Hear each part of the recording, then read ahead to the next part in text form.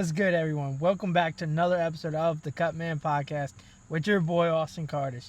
Hey, listen, we have a lot of UFC to talk about this week. UFC 329 with Conor and Max. Hey, there's some really good fights on that card. Then there were some bad ones, and I'm sure y'all know which ones were the bad ones.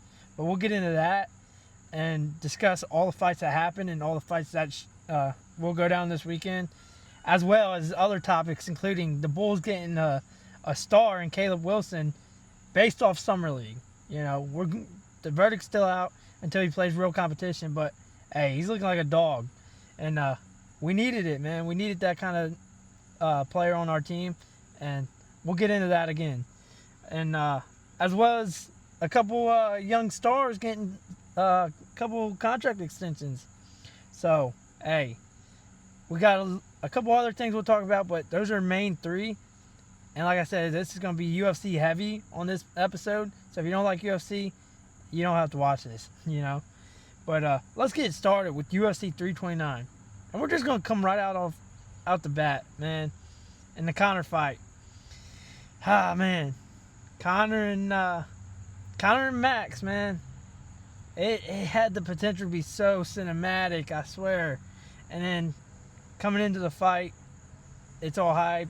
It seems like everything's going well. And then the first few seconds, Conor comes out the gate, throws a flying roundhouse kick, and he tears his ACL, which is what they believe. I haven't seen reports or anything, so I can't, for sure tell you, but it's what it is. It's unfortunate. After 5 years, you come back, and the first few seconds of the fight, you ended up tearing your ACL. And the one thing about it, though, coming into it, it looked like he might have been, hurt in terms of, he walked out to the press conference, looked like he was limping, but at the same time, it kind of looked like he was pimping the walkout. So you had that. And then there was some weird stuff going on when he took his shoes off. But I don't know, man. To me, he looked hurt coming into it, and then that happened. But he says he wasn't hurt, and I'm not 100% certain that he wasn't, because the signs are there. But at the same time, I could see why he wouldn't be hurt, and it's just a misunderstanding. But the problem I have is with these people who are saying that the fight, Conor came into the fight and just bamboozled people and didn't want to fight. And I don't think that's who Conor is as a fighter. He doesn't need the money, and he didn't need the money coming into the card. But then you add on to the fact that Conor loves to fight, it seems. And he wanted to come out there and show that he was back, man. And, prove to everybody that he wasn't, kind of washed. But unfortunately, the injury happens. Now, he has came out and said that he will fight again, and he's wanting it to be Max to finish it. And that would be the last fight on his contract. So that could be the one to send him out, and he's going to need it. But the problem is, if Conor comes back and he fights again, how do you not, after his fight with Poirier, then he comes out in 2024 against Chandler and he backs out because of a hurt toe. And then this happens. And I'm not saying that, he's intentionally getting hurt or he's just outright being a pussy. That's not what I'm saying at all. Conor's, if he's wanting to fight, he's wanting to fight. But he's older, and he's not what he once was, and it's there. Father Time's caught up to him. So we'll see. Maybe he comes out and he fights him again, and maybe he wins it and sends his career off like that. But who knows? But the one thing I did like about the fight, though, the very few minutes that we had, was the fact that Max, he didn't tee off on Conor when he was hurt. And he was trying to tell Mike Beltran, the ref, yo, he's hurt. Let's stop, man. He can't compete. And Conor was still fighting, though. Conor was like, let's fight. And that just shows how much of a warrior that Conor is. But yeah, Max showing some respect and sportsmanship and not want to just, hit Conor when he's wounded. And Conor gets up to his feet, tries to throw a kick, and he just goes down in pain. Mike eventually stops the fight. But, man, so much potential for just to be a cinematic fight, man. It's just frustrating because we waited 5 years, then we waited through all the hype, and we all got excited. The card lived up to the hype, and it just, went flat. But stuff happens. That's what I always say in UFC. Stuff happens, and people get knocked out with one punch that they're not expected to win and everything. Like, you can't tell what's going to happen in a contact sport like that.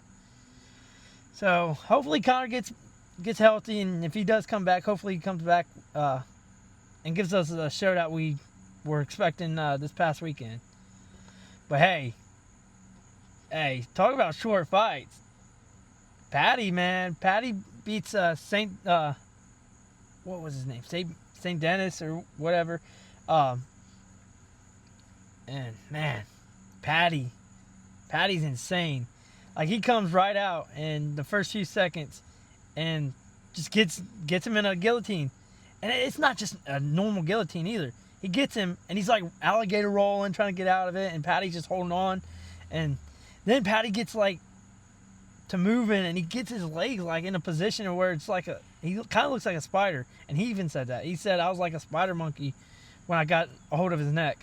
And hey, man, Patty, insane guillotine, but ends up beating him round one with the submission. Now, here's the thing that I found funny about the fight. Afterwards, Patty goes, I told the ref he's out, check him. And the ref walks over and grabs his arm, pulls it up in the air, and lets go, obviously, to see if he's out. And he was out, man. He was out bad. But yeah, Patty, man, just a dominant performance in a few seconds that he was fighting. And good bounce back for Patty, man. A lot of people were speculating that, he was exposed against Gaethje, and that's not the case at all. He came out and he showed himself, and he's looking for bigger competition now. He's called out Poirier and everybody. He's kind of said like, "Hey, send me anybody. I'll fight anybody." So that's good to see. But yeah, what a good fight. Now, the main event and the co-main event lasted a total of maybe a minute, but hey, it happened. At least one of them was good, And then you got Corey Sandhagen. Now, here's the thing with Corey Sandhagen. He had a good first round against Mario Batista, and I thought coming in they were evenly matched, and it looked like they were in round one with Corey Sandhagen.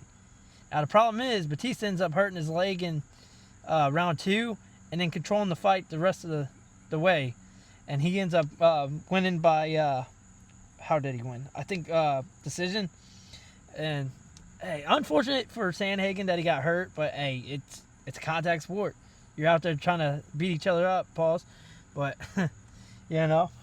stuff happens, man. Stuff happens.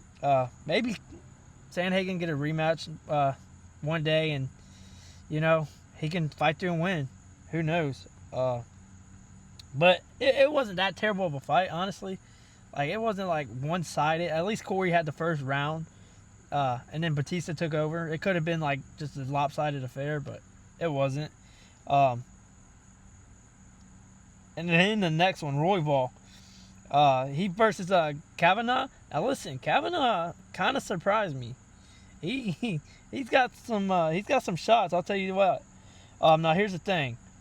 Royval had a very good first round, and he started wrestling really well at the end of the first round. And hey, props to him, choosing something and sticking with it, and it ended up helping. And the problem is he got hurt early in the second round and taken down, but he fought through that, and he comes out in the third round, and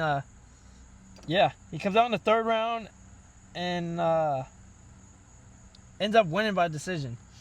Or not decision, submission, I meant.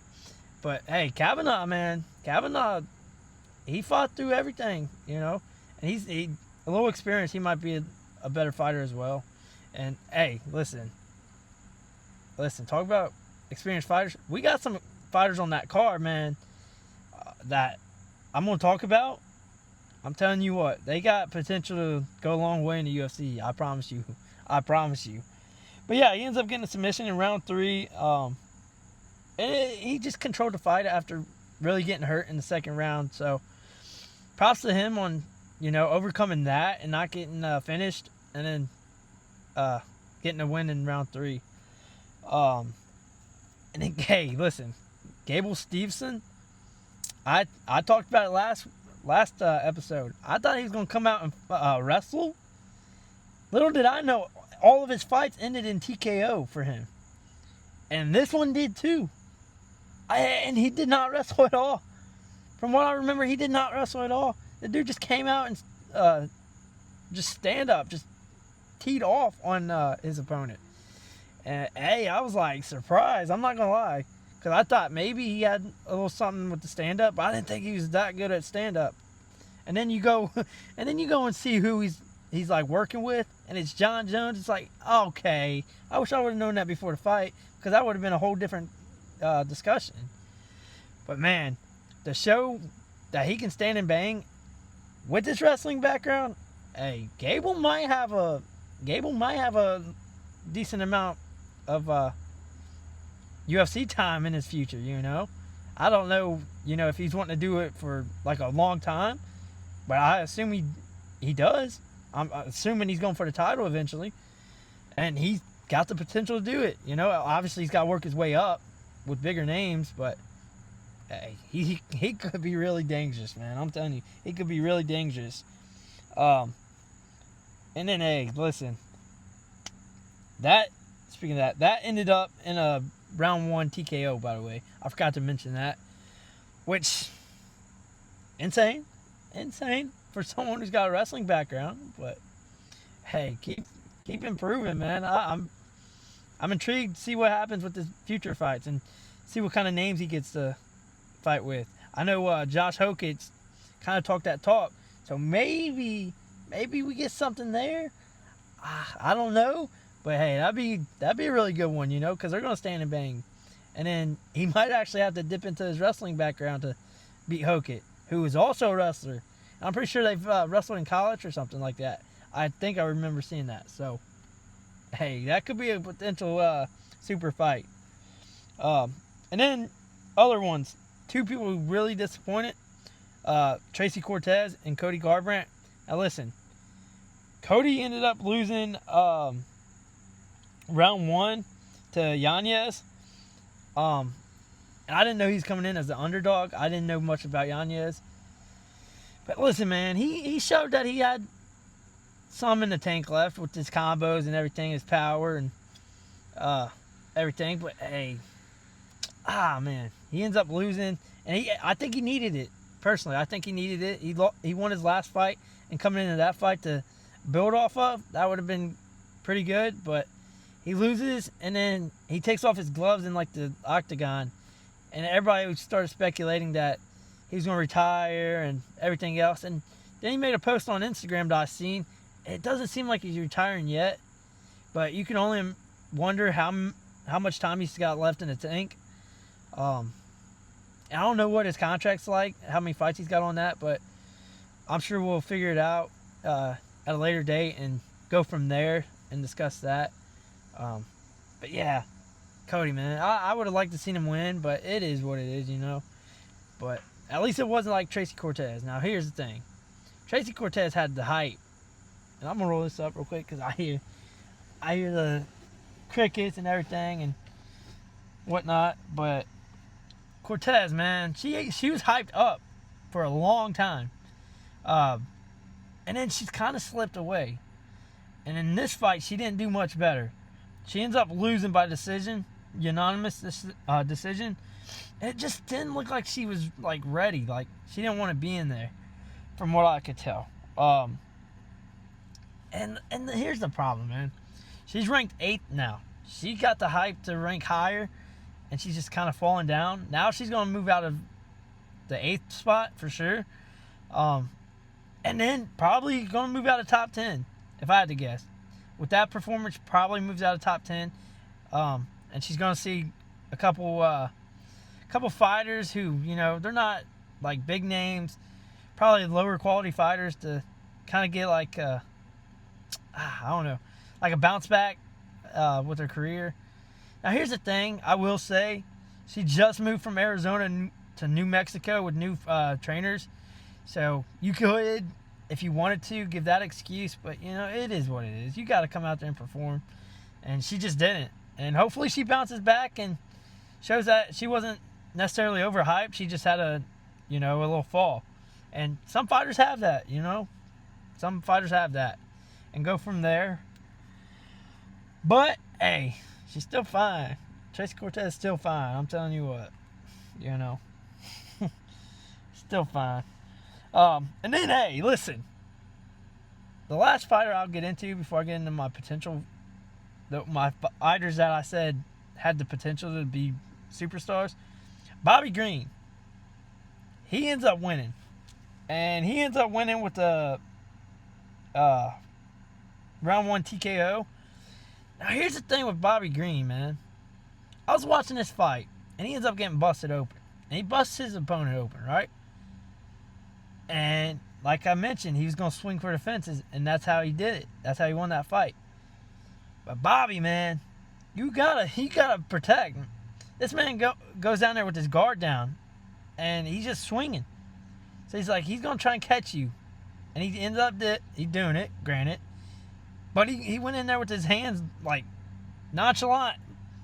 No defense. And if he had some defense, man, I say he's probably going to be even better. So, man, get them hands up to protect yourself, dog. Even if you're not afraid in the octagon, man, after your career, it could save you a lot, man. But, yeah, Bobby coming out swinging for the fences, and he hit his home run, with the TKO. And, he's chirping. And I think him and Patty got performance bonuses for the night, which deserved. But, hey, got to get them guards up. But, man, it's getting too hot already. I'm going to have to deal with the crickets. Now, listen, on a side note, all right, I was watching this past weekend. I was watching some of the clips I put out, and I noticed that my fan, you could hear the fan in my videos. And I was like, man, that sucks. But at the same time, it's like, I've always been on here, and I've always said that when you watch my videos, my episodes, you're going to hear everything, like the crickets, the birds, the roosters that are in the background. You're going to hear cars. You're going to hear everyday life, So that kind of just shows how this podcast is set up. And I've always said it. My podcast is going to, it's going to have everything. I'm not going to edit everything out. I'm not going to be like, hey, let's delete the background noise. I'm not going to delete my mess ups and this and that. And that's just how my podcast is. So, if you hear noises all throughout my videos, that's why. My podcast is set up, and it's just to be real. Everyday life happens. And you got sounds everywhere. You got everything happening. Like I said, that's just how it is. I didn't want to be someone who just went out and edited the whole podcast and, hey, let's make it this and that and yada. No, I want something real, and that's why I have all the sounds in. So if you hear the fan, you hear the fan, But yeah, just a side note. Let's get back to it. Now, this is one of my promising fighters. I said, who I'm intrigued to watch, and who I'm gonna keep my eyes on in the future. Now, one of them's Patty's teammate, and it's Luke Riley. And here's the thing with Luke Riley, man. This kid's really promising. Like I've said, he has some really good combos, man. And he has some really good shots that he put on his opponent. And now his opponent was Kamaka.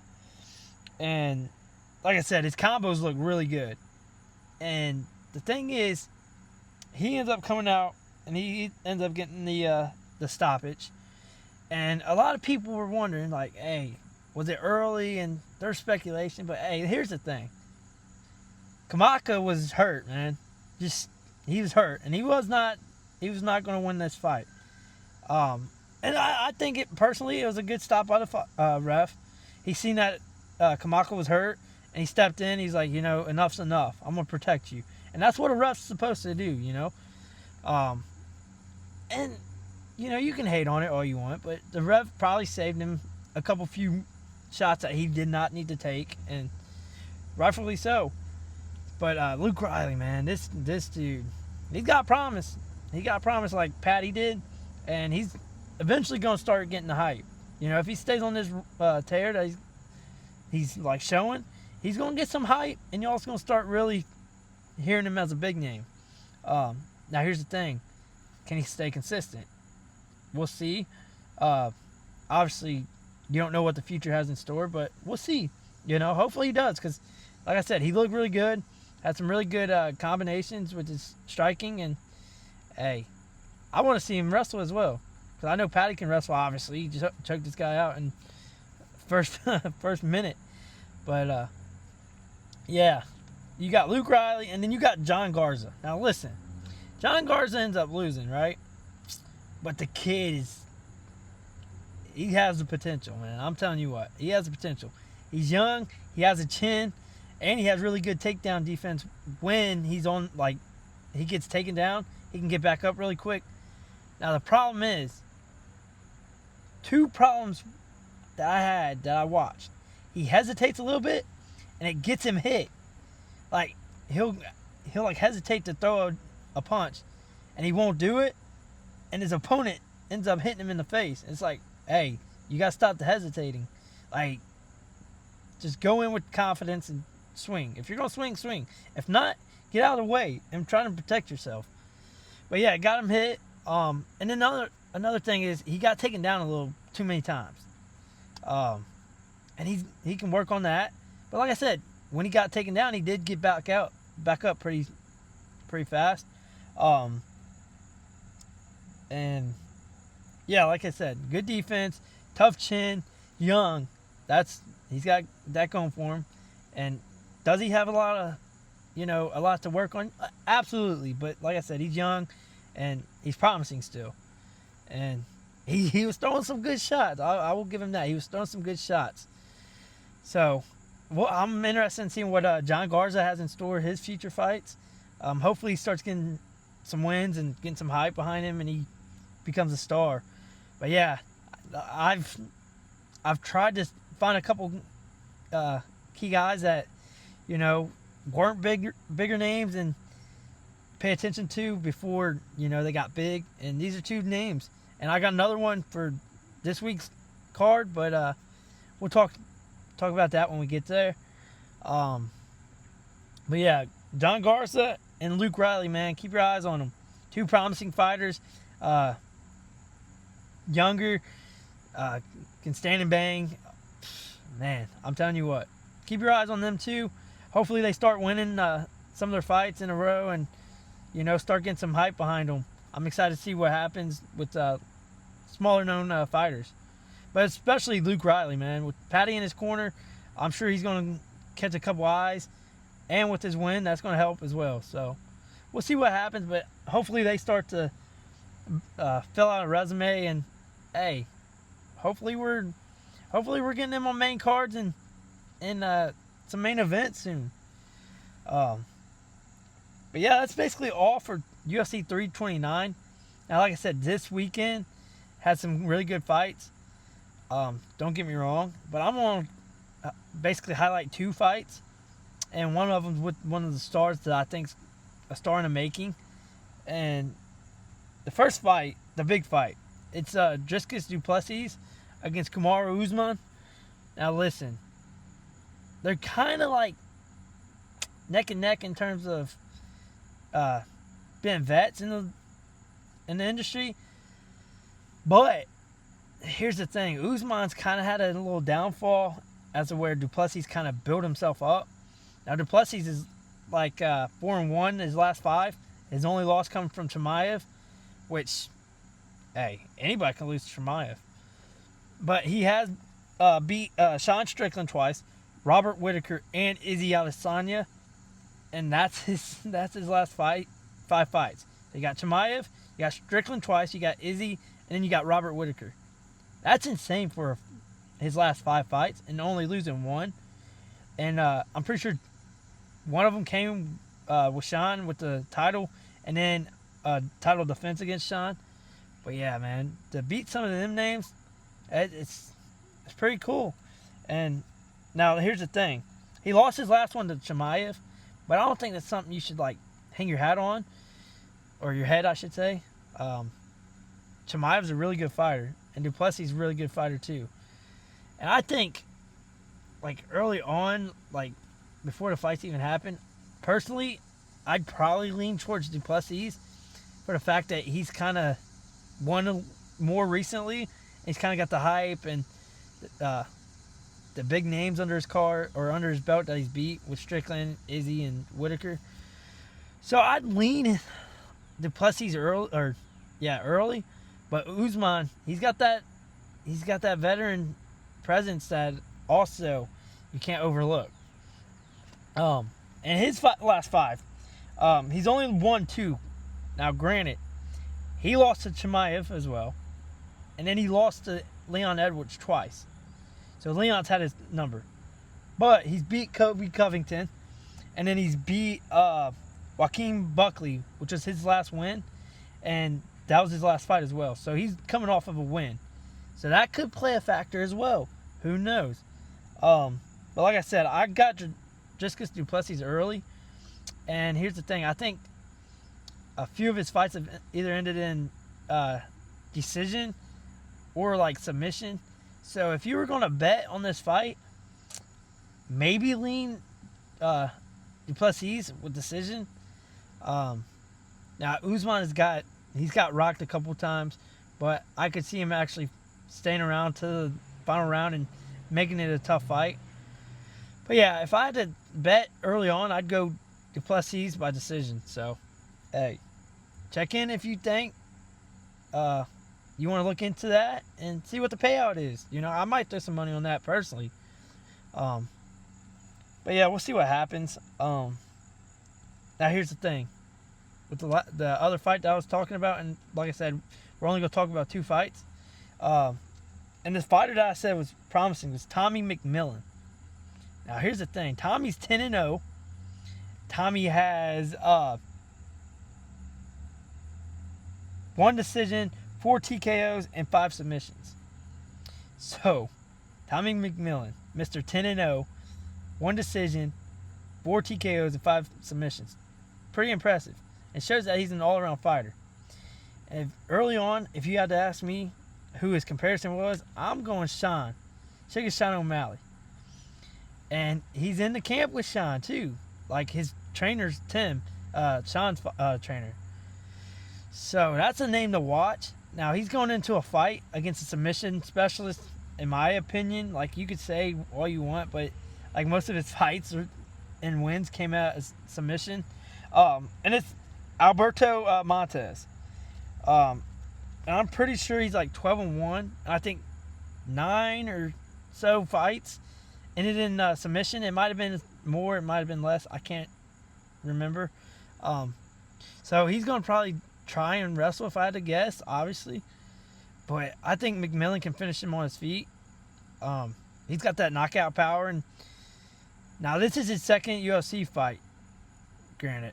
But he's really shown a lot of potential in, I think, Dana White's Contender Series. I think that's what it is. So we'll see what happens, but that's a name to watch. Like, out of all the 3 fighters who I said had the potential, Tommy McMillan's the fighter that I would really watch. And he's got the most potential to become a superstar. So pay attention to that name alone. Dude looks like a monster. Like, yeah, man. Looks like a monster. So we'll see, but I'm obviously taking McMillan in that fight. And I might have to put some money on him stand up with the submission specialist he's fighting. He's probably not going to want to submit, but he can wrestle too. So we'll see. Got some potential good fights on this weekend's card. So we're going to tune in to UFC, and if you don't tune in to UFC, I don't know why, but hey, missing out. You're definitely missing out. And that's kind of going to wrap up UFC. I know I've been spending 30 minutes talking about UFC, but that's just how much has happened, you know. And we're going to get off of it. I promise you we're going to get off of it.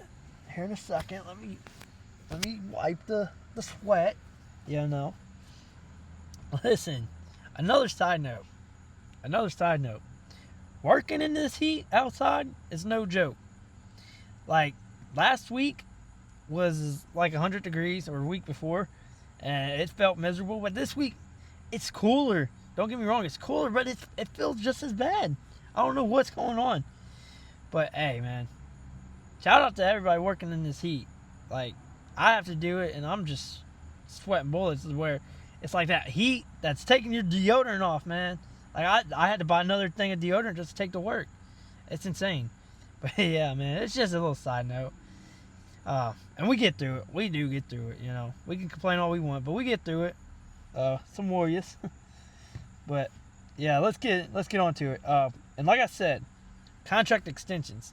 Out of 2 players who got contract extensions were Chase Burns from my Reds and then Wemby, which 2 stars really deserved it, especially Burns coming in with a 11-1 record and like a 2.54 ERA, and I think it was like 1.11 WHIP. He deserves to be in Cy Young conversations, and it's only year 2. Yeah, I'm glad we locked him up. Now here's the thing: Chase Burns got locked up 7 years, $105 million, which is basically on average $15 million a year. Now here's the thing: that should go up. He should get another extension in a few years if he stays on like the projection that he's up or going at. He should get another extension and get paid a lot more. Don't get me wrong. But yeah, I'm glad we locked him up. Now next is Sal Stewart. He's on a tear too. And hopefully nothing happens where he gets injured like a McClain, where, you know, he hurts his shoulder, misses a season, he comes back and he's not the same. I think Sal Stewart is night and day better than McClain regardless.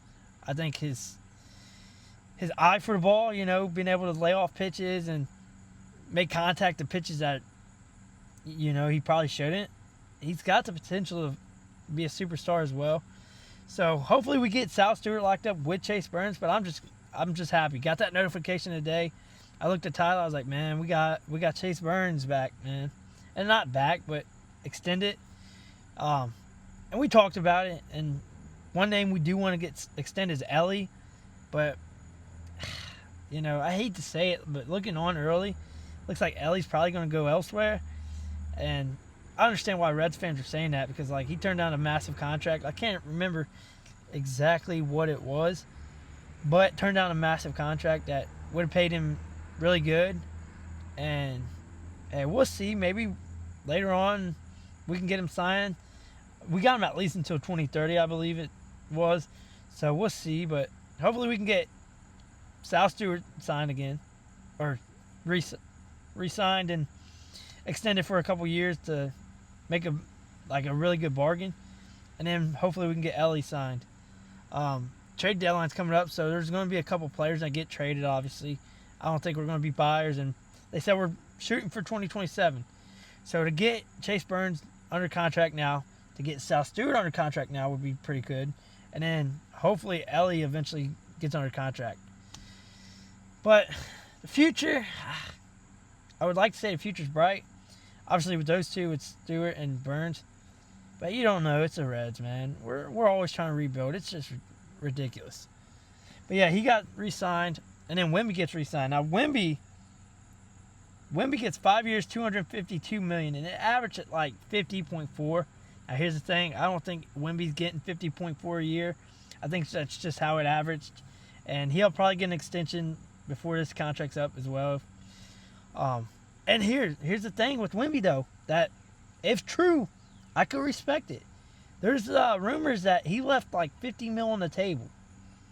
And if that's true, to try and help your team win, regardless that you're making $252 million, hey, props to Wemby, man. Being a little unselfish and trying to get a team signed around him. You know, obviously he's got some young stars in Dylan Harper and Keldon Johnson. You got Stephen Castle, Darren Fox. That was a bad contract. But yeah, Wemby, man, if it's true and he's being unselfish like that, props to him, man. You don't see it too often, which is understandable. Obviously, players want to get signed to as much money as they can. And you can't hate it, really. Would you like to see more players get contracts that help the team? Yeah, but, you know, shit happens. But yeah, those two. Obviously, Wemby, I'd like to see him win next year. especially with how they fell off to the Knicks, man. They deserve to get back in it. But if they're going to come out and show that, no. Just no. But yeah, two really good stars. Obviously, Wemby's basically a superstar in the making, and Chase Burns has potential to be one. We'll see what happens. But yeah, man, got some promising news for Spurs fans and Reds fans, regardless of how you feel about the Reds. You know, granted, they trade everybody, so I see your frustration, but hey, take it as a positive. Take it as a positive. And then, hey, listen, we're going to get on to two of our last topics with sports. And the first one is Caleb Williams. I'm so used to Chicago Caleb Williams. That's my bad. It's Caleb Wilson with the Bulls, man. He's a dog. And, granted, it is Summer League, but the potential he's showing is insane. Like, mindset's there. Like, he balled out the other night and they lost, and he's like, hey, we lost. It doesn't matter what I did. We lost. And if that's a true mindset, like, he's not like scripting that, hey, we got us a dog in that regard. Now, if it's play style, if Caleb Wilson's play style translates to actual NBA competition, not just Summer League, him and Buzelis could be dangerous. Now, here's the thing. Like I said, his mindset seems to be there. He wants to win. He's competitive. He's going to trash talk, which, that could be good and that could be bad. But the one thing I like about Caleb Wilson, man, that dude's showing some defense. He's getting blocks and steals every game, and he's posterizing people every game. So, hey, he's showing potential, and he's catching the eyes of former vets, man, and Kevin Garnett, legend. He showed up to his game last night, and he said he was there for one reason only, and that's to watch Caleb Wilson. And then you got Jeff T coming out, and he's like, hey, man, Caleb seems like he's legit. And he's even compared him a little bit to LeBron, saying that he had even better handles than LeBron, which could be good, I'm not going to go that far, obviously with a little Summer League action, but, hey, promising signs, man. And like I said, if he brings this style to, like, actual NBA competition, Caleb Wilson paired up with Buzelis and others could be insane for the Bulls. And that gives us a lot of hope, especially with Coach Splitter, he's going to demand the most out of his players. He already is, they said. And a lot of players on the team actually seem like they're loving his mindset as a coach. So, hey, Bulls got some promise finally, man. And hopefully he can stay healthy. We've had that injury bug with, Rose and everyone in between. But, hey, Caleb Wilson could be a dog, man. Could be a dog. And I'm just glad we got a little defensive player, man. Because we struggled on defense mightily. Obviously, we had some players played really good defense, but for the most part, nothing. And sometimes it comes down to playing a little defense, stopping your opponent. But, yeah, with that, we're going to get on to the last sports topic, and it's the home run derby. Now, I'm going to be completely honest. I did not watch a lot of the home run derby. I caught some of it. I caught where Schwarber, he finished off, and then Bryce came up the next at bat and nearly took it away and sent him home. But regardless, had a Philly in the finals. But Schwarber has to go up against Jordan Walker from St. Louis. And that's his... Hey, that's something that Philly fans are probably going to hate Jordan Walker for the rest of his life. That's just how Philly fans are. But yeah, listen. Side note. Motorcycle. Me and Zach just keeps talking about motorcycles. Zach's got his. I got to get one, but that's just a side note. Anyway, back to the home run derby. But no, Schwarber ends up running into Jordan Walker from St. Louis in the finals. And he looked good. Schwarber had 11 home runs in his at-bat. The only problem is Jordan Walker went on an absolute tear his final 6 at-bats and homered in each and every one of them. And he ends up winning 12-11. So props to Jordan Walker, I guess, Yeah, you come in and win it. You know, you're a divisional rival, so don't like that. And especially with the Middletown Midi and Kyle Schwarber. Now, granted, the Reds needed Schwarber, man. We should have signed Schwarber. But, you know, it's the Reds. But no. Would have liked to see Schwarber win it, especially in Philly. Now, look, back in, 2015, you had Todd Frazier win it in Cincy, and that was so electric. That was insane, man. Everybody was happy for that and excited.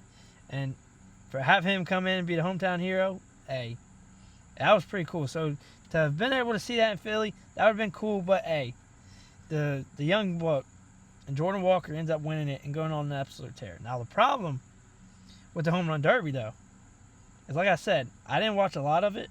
It seemed like a lot of people didn't watch any of it because the home run derby was on Netflix, and maybe that's the problem. But it was on Netflix instead of like ESPN like it usually is, and the viewers took a dramatic like downfall, like the lowest viewership in the home run derby history since 2003. And you gotta wonder, with 5.3 million viewers, the lowest since 2003, should the home run derby have been on ESPN like usual? I think it should have, and I think Netflix having it on there hurt the viewership because you got older people, you know, they're used to the games being on ESPN, you know, a few channel clicks they're there. And some of these people don't have Netflix. They don't watch enough on Netflix, or they can't afford it, granted, but they don't watch anything on Netflix. So to see that, I say Netflix probably had a big part of the problem with the lower viewership, and maybe not. Maybe it's just nobody was interested in the home run derby. Now, granted, I found out the day before that the home run derby was going on, and the All-Star game as well. I didn't watch any of that because I knew the American League was going to win. I knew NL was going to lose. I should throw money on it, man. That's one thing I regret. I should throw money on the American League because I was going to. I was like, you know what? I'm not betting on the All-Star game. You know, I'm just not. But yeah, man. Yeah, you got to advertise a little more, and especially take it off Netflix. Like, a few things on Netflix have failed. So, you got to take these events off and give it back to the regular channels, man. Like, granted, you made rule changes to get the time clock back to where you didn't have to have a time clock and you could swing, you know, whenever. But then you go and throw it on Netflix. So, you know, you do good, but then you do bad. So you got to fix that. Take the shit off Netflix. I don't care. You want your viewership to go back up, take it off Netflix and advertise a little better. Because nobody knew. But yeah, man. Props to Jordan Walker, though. Showing his power, man. And coming out winning. One thing I will say about the home run derby, too, I've seen the criticism. It seems like the pitchers sucked. It seemed like these pitchers wanted to be prime Randy Jackson and Nolan Ryan. It's like, hey, man, you're trying to help these guys get the home runs. You're not trying to strike them out. So, hopefully in future home run derbies, pitchers, you know, like, give them some lobs, man. Let them hit something. But no, I thought that was funny. You're seeing all these memes about that, and hey, you can't help but laugh, man. But yeah, that's just going to wrap up sports, and we're going to get on to our final two topics. Now, this one's kind of funny. So here recently, it seems like everybody's like coming out and talking about, you know, getting sick off the fact that they're eating lettuce. Now here's the thing that it kind of traced back to was Taco Bell, and it seems like people are getting sick in West Virginia, Kentucky, Ohio, Michigan, and in like Indiana. Now they, like I said, they traced it back to Taco Bell, or so they say. And it turns out Taco Bell is making you sick. Now, if you didn't have to go to the bathroom enough after eating Taco Bell, now it's worse. So, listen. Take a break from Taco Bell. Stay your ass in the house. And, you know, have Taco Tuesday on Taco Friday, you know? Or something.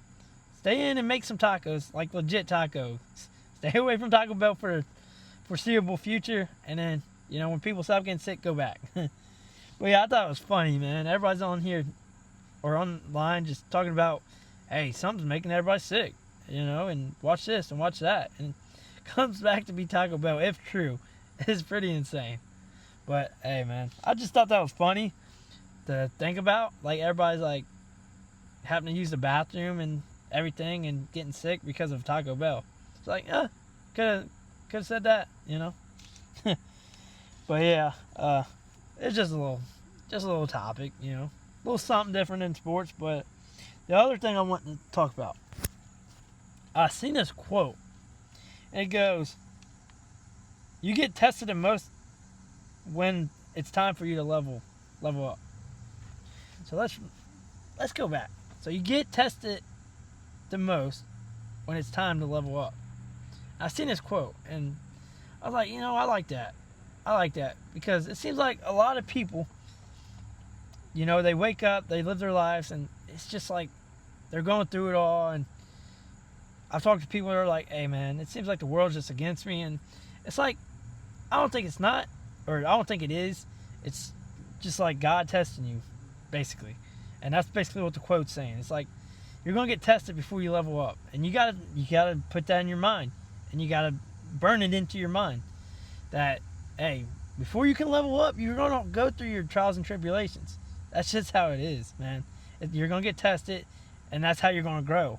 So you got to keep that in the back of your mind. And, hey, just live life, man. Shit happens. Like I always say, shit happens. Life's going to life. Like, it's going to throw you problems that you're going to get over if you don't just give up. And that's a problem. A lot of people just want to go through some tough times and they're just like, you know what? I'm not even dealing with it anymore. It's like, now you got to stay with the program and fight through. And, hey, see the better days, man. And better days are going to be so much better. Like, you got all this weight on your shoulders, and one day it's just all going to go away. It's going to be a big relief. So stick with it. Keep fighting, man, and, hey, enjoy life. That's all you can do is enjoy life. Obviously, you're going to have your problems. That's normal. That's totally normal. We're adults. And younger generations going to come up doing the same thing, So enjoy time, man. Enjoy your time in this world. Don't just go in and, hey, this world's crazy and miserable and all that. Life happens. So be understandable and be open-minded, man. But, yeah, that's basically going to wrap it up for this episode. So it's Friday, so I had to try and get this out before Saturday. I didn't want to record this Saturday and have the fights the same night, trying to scramble and everything. So watch the fights tomorrow. I got my Sean O'Malley shirt on and everything. I'm a UFC fan. Like, y'all can say I'm casual. I'm not. I tune into more fights than most people, but hey, we'll go from there. But yeah, hey, McMillan, you got to pay attention to McMillan if you're watching these fights. I'm assuming he's going to win.